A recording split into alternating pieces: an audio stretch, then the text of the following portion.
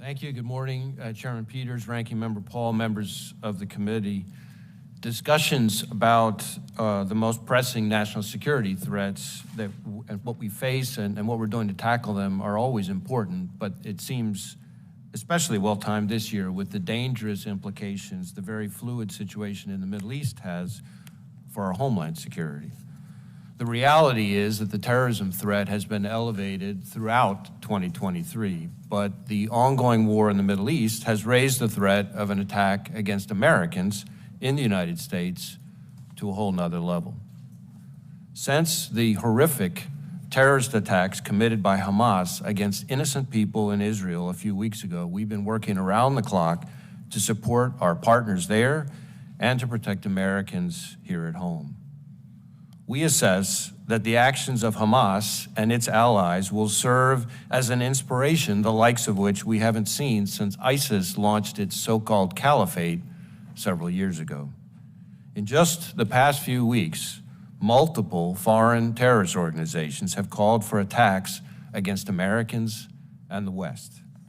Al-Qaeda issued its most specific call to attack the United States in the last 5 years. ISIS urged its followers to target Jewish communities in the United States and Europe. Hezbollah has publicly expressed its support for Hamas and threatened to attack U.S. interests in the Middle East. And we've seen an increase in attacks on U.S. military bases overseas carried out by militia groups backed by Iran. Here in the United States, our most immediate concern is that violent extremists, individuals or small groups, will draw inspiration from the events in the Middle East to carry out attacks against Americans going about their daily lives. That includes not just homegrown violent extremists inspired by a foreign terrorist organization, but also domestic violent extremists targeting Jewish or Muslim communities. We've already seen that with the individual we arrested last week in Houston who'd been studying how to build bombs and posted online about his support for killing Jews. And with the tragic killing of a 6-year-old Muslim boy in Illinois in what we're investigating as a federal hate crime.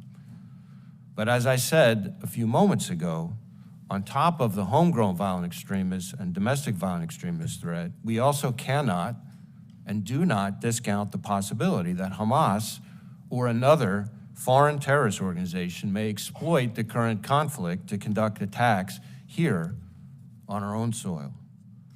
We have kept our sights on Hamas and have multiple ongoing investigations into individuals affiliated with that foreign terrorist organization.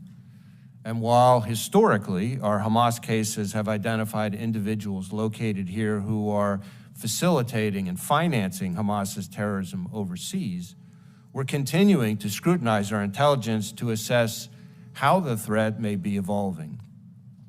But it's not just Hamas.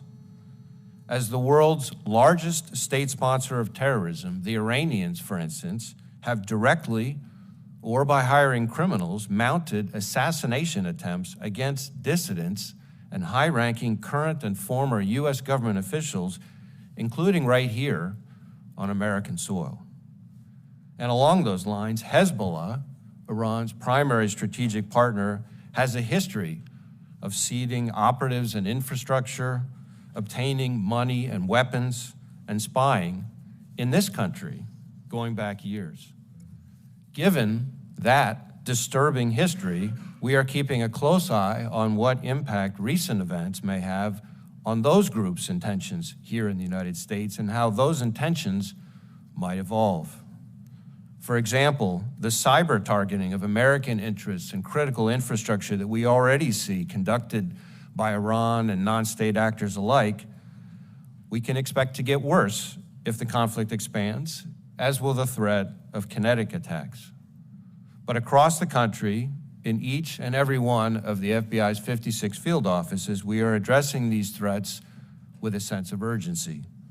Among other things, that means working closely with our federal, state, and local partners through our FBI-led Joint Terrorism Task Forces to ensure that together we stay laser-focused on mitigating threats. taking an even closer look at existing investigations and canvassing our sources to improve our intelligence, and then sharing that information with our partners, and doing all we can, working with our partners, to protect all houses of worship and people of all faiths here in the U.S. Bottom line, we're going to continue to do everything in our power to protect the American people and support our partners in Israel.